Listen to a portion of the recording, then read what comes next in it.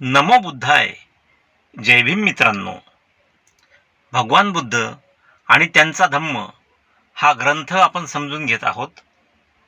आजच्या या भागामध्ये आपण बघणार आहोत सिद्धार्थ गौतमाचे महामंत्र्यास उत्तर, त्यानंतर सिद्धार्थ गौतमाचा शाक्य संघात प्रवेश आणि सिद्धार्थ गौतमाचा संघाशी झालेला संघर्ष. चला तर सुरू करूया.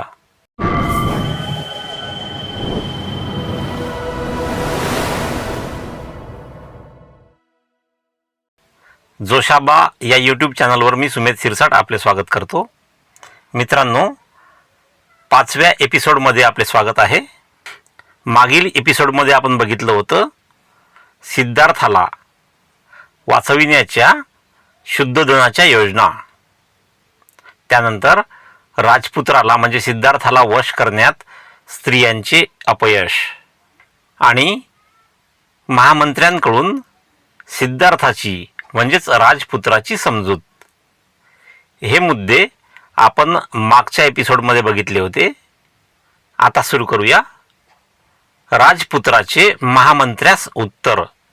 राजपुत्राचे म्हणजे सिद्धार्थ गौतमाचे महामंत्र्यास उत्तर. महामंत्री उदयीन याने राजपुत्र सिद्धार्थाची जी समजूत काढली होती त्यावर सिद्धार्थाने महामंत्र्यास काय उत्तर दिले ते बघूया. पवित्र परंपरेने समर्थिलेली म्हणजे समर्थन केलेली व योग्य वाटणारी महामंत्र्याची ही वचने ऐकून मेघगर्जनेसारख्या आपल्या आवाजात राजपुत्राने उत्तर दिले.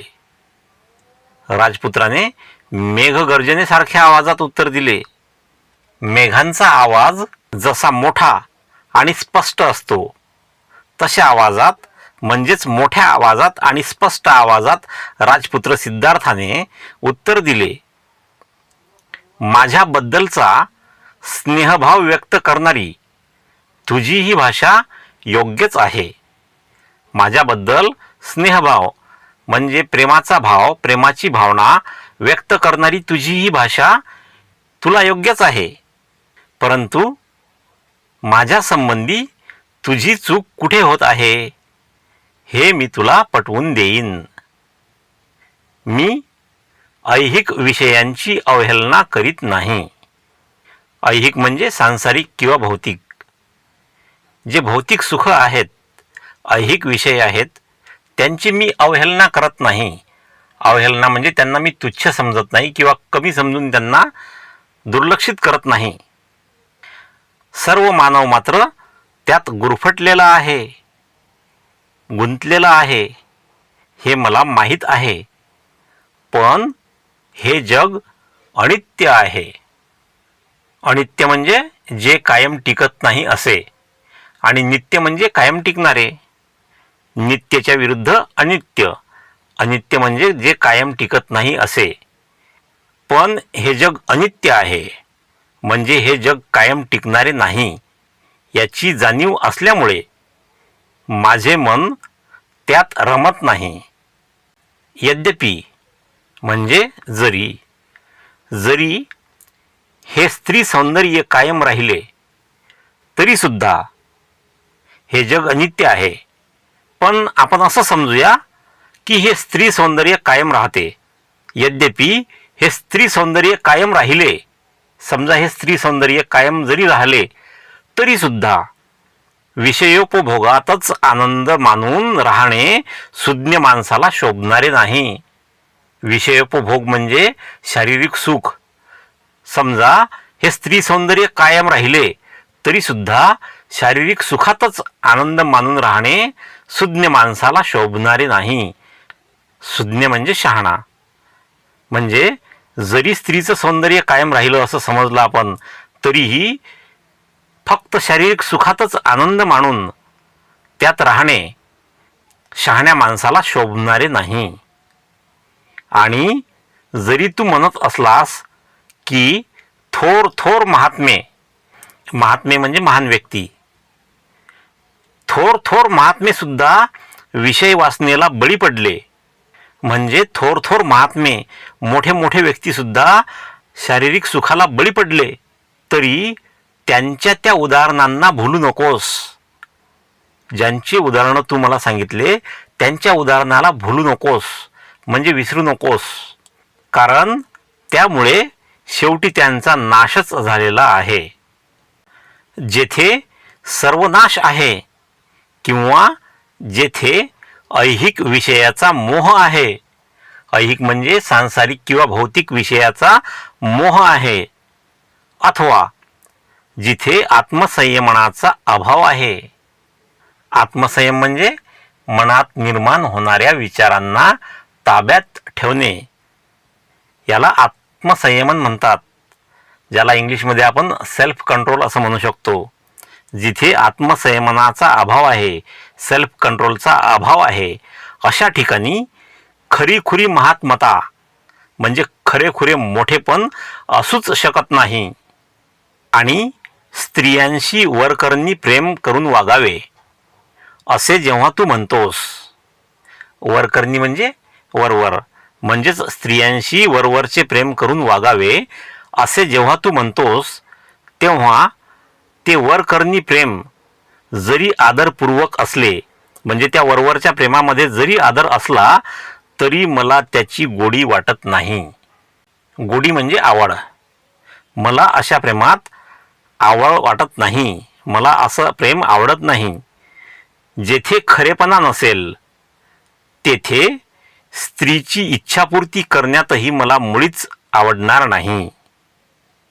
जर संयोग मनापासून व नैसर्गिक नसेल, संयोग म्हणजे मिलन, जर संयोग मनापासून व नैसर्गिक नसेल तर त्या संयोगाचा धिक्कार असो. असेच मी म्हणेन. धिक्कार करणे म्हणजे निंदा करणे, दोष देणे, कठोर टीका करणे, ज्याला हिंदीमध्ये लानत म्हणतात. लानत हो उस पे.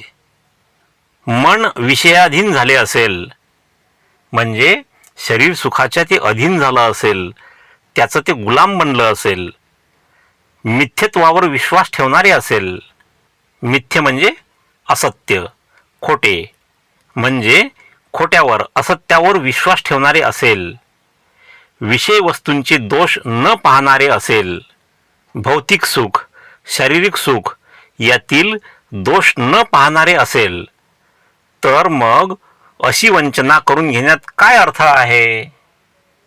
वंचना म्हणजे फसवणूक किंवा लबाडी. म्हणजेच माणसाचं मन जर विषयाधीन झालं असेल, शरीर सुखाच्या ते अधीन झालं असेल, शरीर सुखाचं ते गुलाम बनलं असेल आणि असत्यावर विश्वास ठेवणारे असेल, म्हणजे खोट्या गोष्टींवर ते विश्वास ठेवणारे असेल आणि विषय वस्तूंचे दोष न पाहणारे, म्हणजेच भौतिक सुखाचे शारीरिक सुखाचे दोष न पाहणारे असेल, तर मग अशी वंचना करून घेण्यात काय अर्थ आहे. म्हणजेच अशी लबाडी करून घेण्यात, अशी फसवणूक करून घेण्यात काय अर्थ आहे. आणि विषय वासनेचे बळी जर एकमेकांची फसवणूक करू लागले, म्हणजेच शारीरिक सुखाचे बळी जर एकमेकांची फसवणूक करू लागले, तर ते पुरुष किंवा त्या स्त्रिया एकमेकांकडे पाहण्यासही अपात्र आहेत. एकमेकांकडे पाहण्यास ते अपात्र म्हणजे नालायक आहेत. असेच नाही का. या गोष्टी अशा असल्यामुळे मला खात्री आहे की अशा नीच विषयभोगाच्या कुमार्गाकडे तू मला नेणार नाहीस. विषयभोगाच्या म्हणजे शारीरिक सुखाच्या किंवा भौतिक सुखाच्या कुमार्गाकडे म्हणजे वाईट मार्गाकडे तू मला नेणार नाहीस. राजपुत्राच्या या दृढ संकल्पाने उदयीन निरुत्तर झाला. दृढ संकल्प म्हणजे पक्का संकल्प, पक्का निश्चय. त्या राजपुत्राच्या म्हणजे सिद्धार्थाच्या दृढ संकल्पाने म्हणजेच पक्क्या निश्चयाने उदयीन निरुत्तर झाला, म्हणजे त्याच्याकडे उत्तरच राहिले नाही, त्याला उत्तरच देता आले नाही. आणि त्याने ही सर्व हकीकत त्याच्या पित्याला म्हणजेच राजा शुद्धोधनास निवेदन केली, म्हणजे सांगितली. आपल्या पुत्राचे मन सर्व प्रकारच्या विषयभोगांपासून परावृत्त असल्याचे जेव्हा शुद्धोधनाला समजले, तेव्हा त्याला त्या सबंध रात्री झोप लागली नाही. सबंध म्हणजे संपूर्ण, म्हणजे पूर्ण रात्री त्याला झोप लागली नाही. आपल्या पुत्राचे म्हणजेच सिद्धार्थाचे मन सर्व प्रकारच्या विषयभोगांपासून म्हणजे शारीरिक सुखापासून, भौतिक सुखापासून परावृत्त असल्याचे, दूर गेल्याचे जेव्हा शुद्धोधनाला समजले, तेव्हा त्याला त्या सबंध रात्री म्हणजे संपूर्ण रात्री, रात्रभर त्याला झोप लागली नाही. हृदयात बाण रुतलेल्या हत्तीसारखा तो विवल झाला. एखाद्या हत्तीच्या हृदयात बाण रुतल्याप्रमाणे तो कष्टी झाला, दुःखी झाला. विवल म्हणजे कष्टी किंवा दुःखी. राजपुत्र सिद्धार्थाला भोगमय जीवनाच्या सुखाकडे आकर्षित करण्याचा मार्ग शोधण्यासाठी, राजपुत्र सिद्धार्थाला भोगमय जीवनाच्या सुखाकडे म्हणजे जीवनातील शारीरिक सुखाकडे आकर्षित करण्याचा मार्ग शोधण्यासाठी व आपल्या जीवनाला ज्या प्रकारची कलाटणी तो देण्याचा संभव होता त्यापासून त्याला परावृत्त करण्यासाठी म्हणजे दूर नेण्यासाठी राजा शुद्धोधनाने आपल्या मंत्र्यांच्यासह विचार करण्यात पुष्कळ वेळ खर्च केला.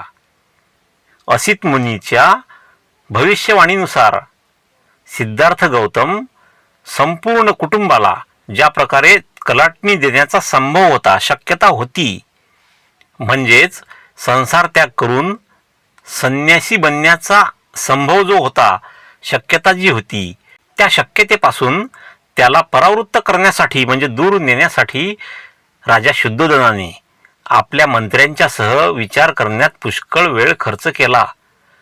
पण आतापर्यंत योजिलेल्या उपायांखेरीज म्हणजे आतापर्यंत जे काही उपाय त्यांनी योजले होते त्यांच्याशिवाय दुसरा कोणताही उपाय त्यांना सुचला नाही.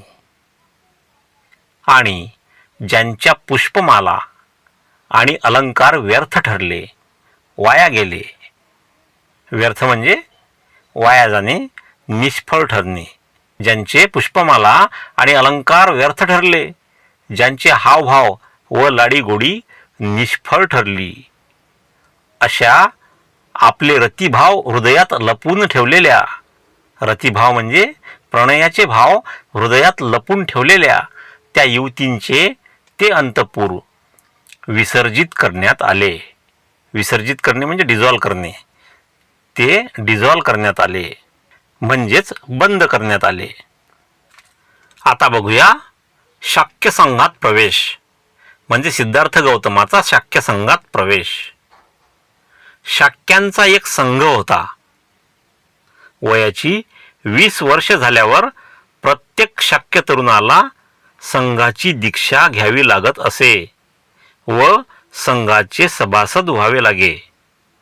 शाक्यातील प्रत्येक तरुणाला वयाचे 20 वर्षे पूर्ण झाल्यानंतर संघाची दीक्षा घ्यावी लागत असे. दीक्षा म्हणजे काय?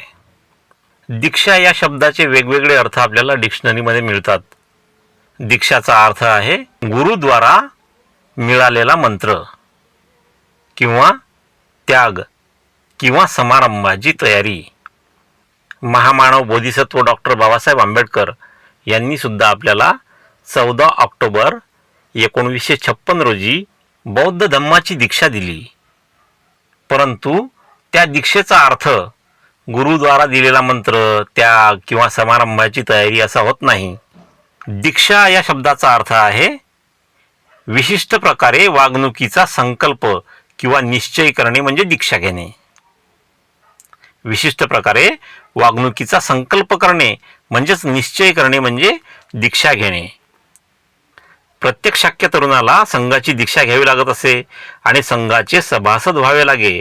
सभासद म्हणजे मेंबर व्हावे लागे. सिद्धार्थ गौतमाला 20 वर्षे पूर्ण झाली होती. संघाची दीक्षा घेऊन त्याचे सभासद होण्यास ते योग्य असे वय होते. शाक्याचे एक सभागृह होते. त्या सभागृहाला संथागार म्हणत. ते कपिलवस्तू नगरात होते. संघाच्या सभाही ह्याच संथागारात होत असत. सिद्धार्थाला शाक्य संघाची दीक्षा देण्याच्या हेतूने शुद्धोधनाने शाक्यांच्या पुरोहिताला संघाची सभा बोलाविण्यास सांगितले. त्यानुसार कपिलवस्तू येथील शाक्यांच्या संथागारात संघाची सभा झाली. सिद्धार्थाला संघाचे सभासद करून घ्यावे म्हणून पुरोहिताने संघाच्या सभेत ठराव मांडला. तेव्हा शाक्यांचा सेनापती आपल्या जागेवर उठून उभा राहिला. संघाला उद्देशून त्याने पुढील प्रमाणे भाषण केले. शाक्य वंशातील शुद्धोदनाच्या कुळात जन्मलेला सिद्धार्थ गौतम संघाचा सभासद होऊ इच्छितो. त्याचे वय 20 वर्षाचे असून तो सर्व दृष्टींनी ह्या संघाचा सदस्य होण्यास पात्र आहे. म्हणून त्याला या संघाचे सदस्य करून घ्यावे असे मी सुचवितो. माझी अशी प्रार्थना आहे की या प्रस्तावाच्या विरुद्ध असणाऱ्यांनी आपले मत व्यक्त करावे. या सूचनेविरुद्ध कोणीही बोलले नाही. सेनापती पुन्हा म्हणाला, मी दुसऱ्यांदा सांगतो की जे कोणी या ठरावाच्या विरुद्ध असतील त्यांनी बोलावे. ठरावाविरुद्ध बोलण्यास कोणीही उभे राहिले नाही.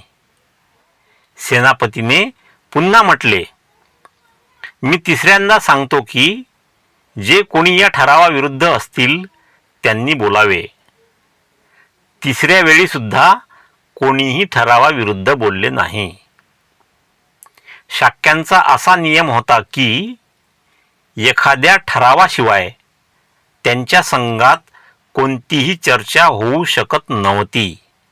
म्हणजे बोलायचं असेल तर एखाद्या सदस्याला, एखाद्या सभासदाला ठराव मांडावा लागत असे.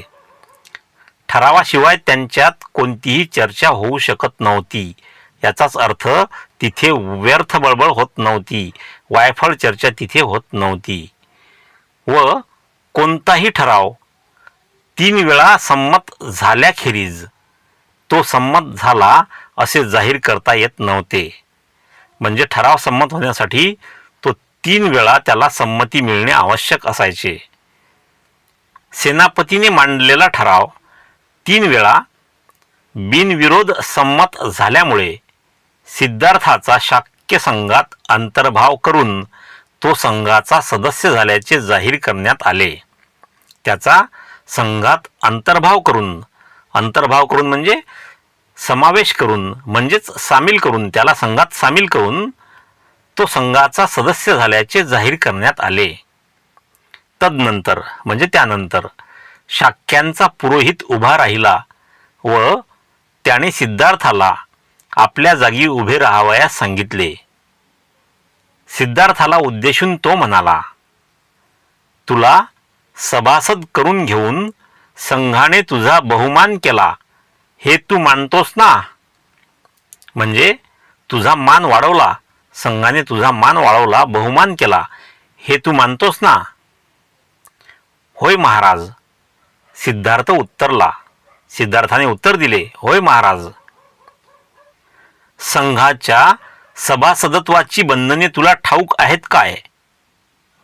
नाही महाराज, पण ती जाणून घेतल्याने मी सुखी होईल. सिद्धार्थ म्हणाला. काय म्हणाला? मला संघाच्या सभासदत्वाची बंधने माहीत नाहीत, पण ती जाणून घेतल्याने म्हणजे माहीत करून घेतल्याने मी सुखी होईल. पुरोहिताने म्हटले, प्रथम तुला मी संघाच्या सभासदाची कर्तव्ये काय आहेत ती सांगतो. असे म्हणून पुरोहित त्याला संघाच्या सभासदाचे एक एक कर्तव्य सांगू लागला. बघा कोणती कर्तव्य होती ती. तू संघाच्या हितसंबंधाचे संरक्षण तनमन धनपूर्वक केले पाहिजे. संघाच्या हितसंबंधाचे, हितसंबंध म्हणजे काय? हित म्हणजे फायदा, म्हणजेच फायदा लक्षात घेऊन निर्माण झालेले जे संबंध असतात, म्हणजेच थोडक्यात ज्या ज्या गोष्टी संघाच्या हिताच्या असतील त्याचे संरक्षण तू तनमन धनपूर्वक केले पाहिजे. तणाने, मनाने आणि धनाने तू केले पाहिजे. संघाच्या सभांमधून तू कधीही गैरहजर राहता कामा नये. कोणत्याही शाक्याच्या वर्तनात तुला दिसून येणारे दोष तू कोणत्याही प्रकारची भीती किंवा भीड न बाळगता उघडपणे बोलून दाखविले पाहिजेत. म्हणजे कोणतेही शाक्य असो, तुला त्याच्या वर्तनामध्ये जर काही दोष दिसतील तर कोणत्याही प्रकारची भीती किंवा भीड म्हणजे काय? भीड म्हणजे एखाद्याची कदर करणे किंवा आदर करणे. म्हणजे कदर करण्याच्या दृष्टीने किंवा एखाद्याचा आदर करण्याच्या दृष्टीने ते लपवून न ठेवता उघडपणे बोलून दाखविले पाहिजेत. तुझ्यावर कोणी दोषारोप ठेवला म्हणजे एखाद्या दोषाचा आरोप ठेवला तर तू रागावून जाता कामा नये.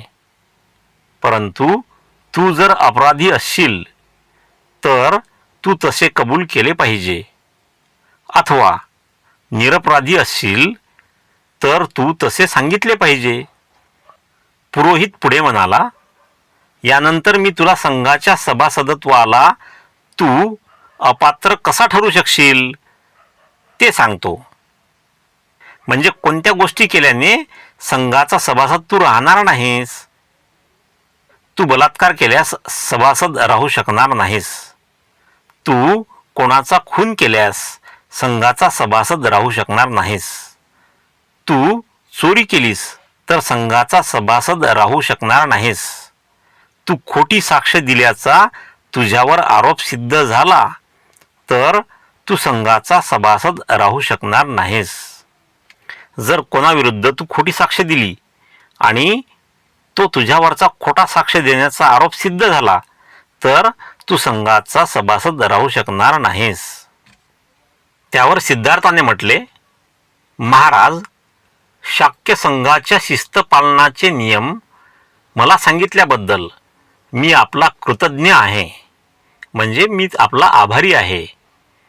मी त्या नियमांचे त्यांच्या शब्द व आशयासहित पालन करण्याचा अधिकाधिक प्रयत्न करीन अशी मी आपणास खात्री देतो. पुढे बघूया. संघाशी संघर्ष म्हणजे सिद्धार्थ गौतमाचा संघाशी झालेला संघर्ष. सिद्धार्थाला शाक्य संघाचा सभासद करून घेतल्यानंतर 8 वर्षे लोटली. म्हणजे 8 वर्षे झाली. संघाचा तो एकनिष्ठ व बाणेदार असा सभासद होता. तो एकनिष्ठ होता. एकनिष्ठ म्हणजे इमानदार, ज्याला इंग्लिशमध्ये लॉयल म्हणतो. तो एकनिष्ठ होता म्हणजेच संघावर त्याची निष्ठा होती. आणि तो बाणेदार होता म्हणजे स्वाभिमानी होता. एकनिष्ठ आणि बाणेदार असा तो सभासद होता. त्याच्या खाजगी कामात म्हणजे स्वतःच्या खाजगी कामात तो जेवढे लक्ष देत असे तेवढेच लक्ष तो संघाच्या कार्यात घालीत असे. संघाचा सभासद म्हणून त्याचे वर्तन आदर्श असे होते व त्यामुळे तो सर्वांना प्रिय झाला होता. तो संघाचा सभासद झाल्यापासून 8व्या वर्षी एक अशी घटना घडली की जी शुद्धोदनाच्या कुटुंबाच्या बाबतीत एक दुर्घटना व सिद्धार्थाच्या जीवनातील एक आणीबाणीची स्थिती ठरली. अशी घटना घडली की जी घटना शुद्धोदनाच्या कुटुंबाच्या बाबतीत एक दुर्घटना होती. दुर्घटना म्हणजे वाईट घटना होती आणि सिद्धार्थाच्या जीवनातील ती आणीबाणीची स्थिती ठरली. आणीबाणीची स्थिती म्हणजे काय? आणीबाणी हा शब्द आपण ऐकलेला आहे. राष्ट्रीय आणीबाणी, ज्याला इमर्जन्सी म्हणतात. इंदिरा गांधीच्या काळात जी इमर्जन्सी लागली होती ती इमर्जन्सी आणि ही आणीबाणी शब्द एकच आहे, परंतु या ठिकाणी आणीबाणीचा अर्थ वेगळा आहे. या ठिकाणचा आणीबाणीचा अर्थ असा आहे की अशी स्थिती की ज्या स्थितीमध्ये निर्णय घेणे कठीण असते. अशी स्थिती की ज्या स्थितीमध्ये निर्णय घेणे कठीण असते परंतु लवकर निर्णय घेणे आवश्यकही असते, अशी स्थिती म्हणजे आणीबाणी. सिद्धार्थाच्या जीवनातील ही घटना म्हणजे आणीबाणीची स्थिती ठरली. या दुःखांतिकेचा आरंभ असा झाला. दुःखांतिका म्हणजे अशी गोष्ट की ज्या गोष्टीचा शेवट दुःखद असतो, ज्याला इंग्लिशमध्ये आपण ट्रॅजेडी म्हणतो. या ट्रॅजेडीचा आरंभ असा झाला. कसा झाला बघूया. शाक्यांच्या राज्याच्या सीमेला लागून कोलियांचे राज्य होते. रोहिणी नदीमुळे ही दोन्ही राज्ये विभागली गेली होती. म्हणजेच नदीच्या एकीकडे शाक्यांचं राज्य आणि नदीच्या दुसरीकडे म्हणजे नदीच्या पलीकडे कोलियांचं राज्य होतं. रोहिणी नदीचे पाणी शाक्य व कोलीय हे दोघेही आपापल्या शेतीकरिता वापरीत असत. शाक्य लोक आणि कोलीय लोक हे दोघेही शेतीकरिता ते पाणी वापरत असत. रोहिणी नदीचे पाणी प्रथम कोणी व किती घ्यावे म्हणजे नदीचे पाणी पहिल्यांदा कोणी घ्यावे आणि घेतलं तर किती घ्यावे याबद्दल प्रत्येक सुगीच्या हंगामात त्यांचा वाद होत असे.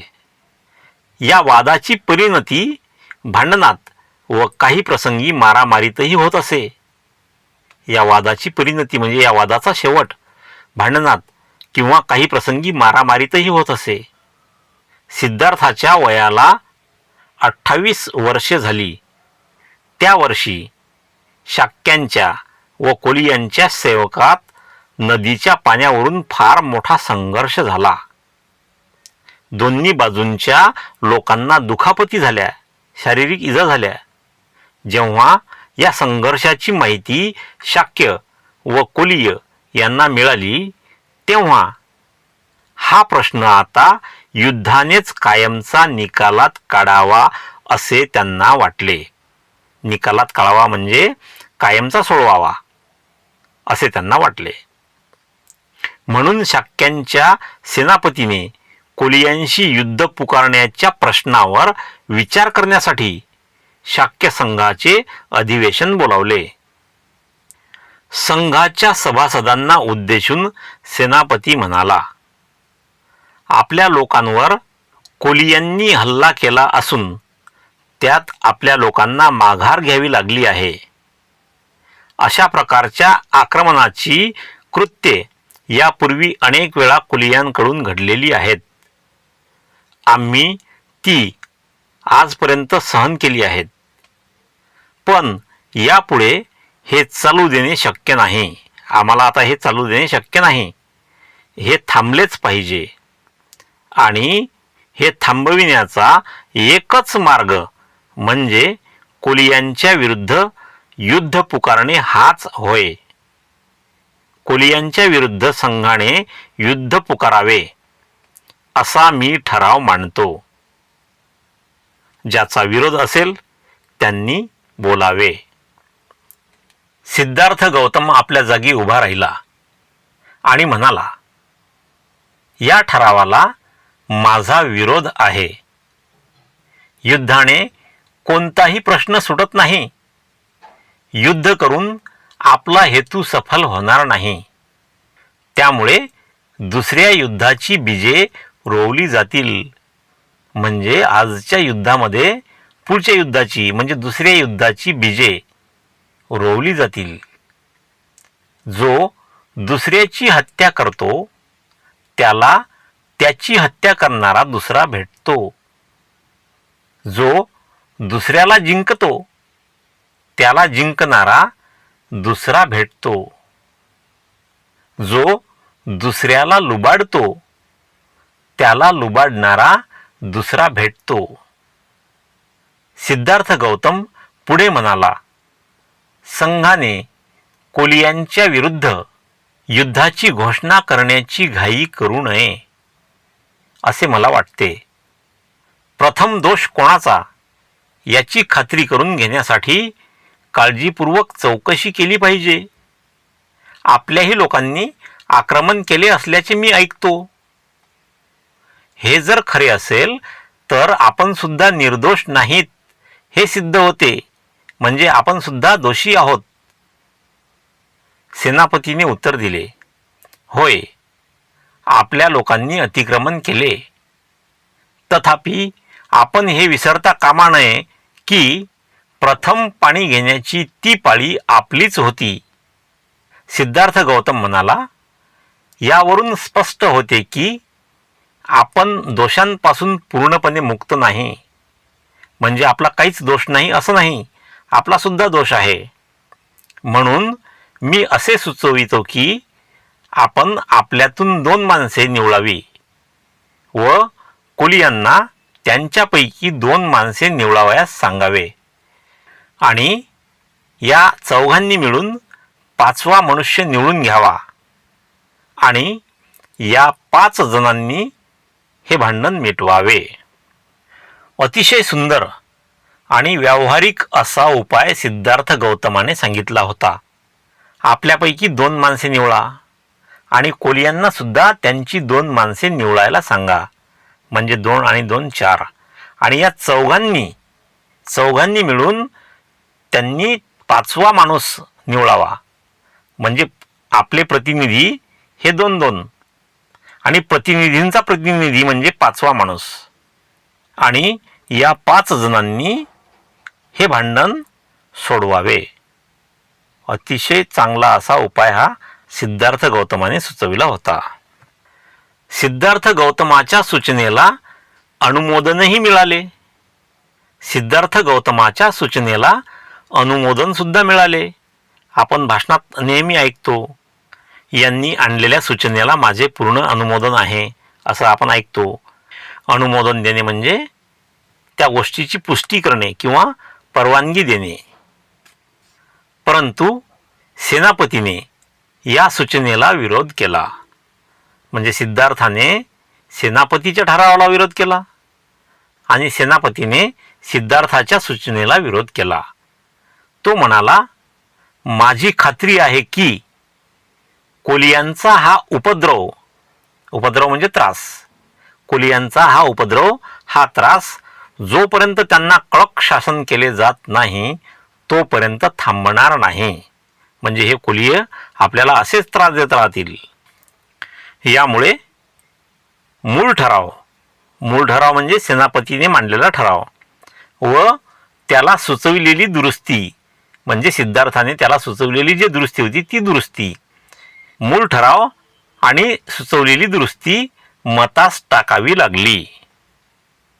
सिद्धार्थ गौतमाने सुचवलेली दुरुस्ती प्रथम मतास टाकण्यात आली, त्यावर मतदान घेण्यात आलं. ती बहुसंख्येच्या मताधिक्याने अमान्य झाल्याचे जाहीर करण्यात आले. म्हणजे सिद्धार्थ गौतमाने जी सूचना केली होती ती सूचना बहुसंख्य लोकांनी अमान्य केली, म्हणजे रिजेक्ट केली. सेनापतीने त्यानंतर आपला स्वतःचा प्रस्ताव मतास टाकला. सेनापतीचा प्रस्ताव म्हणजे युद्धाचा प्रस्ताव. त्या प्रस्तावाला विरोध करण्यासाठी सिद्धार्थ गौतम पुन्हा उभा राहिला. तो म्हणाला, हा प्रस्ताव मान्य करू नये अशी मी संघाला विनंती करतो. शाक्य आणि कोलीय यांचा निकटचा संबंध आहे. त्यांनी परस्परांचा नाश करणे हे शहाणपणाचे ठरणार नाही. सिद्धार्थ गौतमाचे म्हणणे सेनापतीने खोडून काढले. त्याने जोर देऊन सांगितले की क्षत्रिय लोक युद्धात आपला आणि परका असा भेद करू शकत नाहीत. आपल्या राज्याकरिता त्यांनी आपल्या सख्ख्या भावाशी देखील लढले पाहिजे. यज्ञयाग करणे म्हणजे यज्ञ करणे, होम हवन करणे, पूजाविधी करणे हा ब्राह्मणांचा धर्म आहे. युद्ध करणे हा क्षत्रियांचा धर्म आहे. व्यापार करणे हा वैश्यांचा धर्म आहे. तर सेवा चाकरी करणे हा शूद्रांचा धर्म आहे. प्रत्येक वर्णाला आपला धर्म पालन करण्यात पुण्य आहे. हीच आपल्या शास्त्रांची आज्ञा आहे. सिद्धार्थाने उत्तर दिले, धर्म याचा अर्थ मी असा समजतो की वैराने वैर शमत नाही, म्हणजे शांत होत नाही. वैरावर प्रेमानेच मात करता येते, म्हणजे वैराला प्रेमानेच जिंकता येते. मात करणे म्हणजे जिंकणे. अस्वस्थ होऊन सेनापती म्हणाला, या तत्वज्ञानाच्या चर्चेत शिरण्याची काही आवश्यकता नाही. मुख्य मुद्दा हा आहे की सिद्धार्थाचा माझ्या प्रस्तावाला विरोध आहे. यासंबंधी संघाचे काय म्हणणे आहे हा प्रस्ताव मतास टाकून याची खात्री करून घेऊया. त्यानुसार सेनापतीने आपला प्रस्ताव मतास टाकला आणि फार मोठ्या बहुमताने तो संमत झाल्याचे घोषित करण्यात आले. सिद्धार्थ गौतमाची सूचना अमान्य करण्यात आली होती आणि सेनापतीचा प्रस्ताव मोठ्या बहुमताने संमत झाला, म्हणजे मंजूर झाला. मित्रांनो, हा एपिसोड आपण इथेच संपवूया. पुन्हा भेटूया पुढच्या एपिसोडमध्ये आणि तोपर्यंत जय भीम.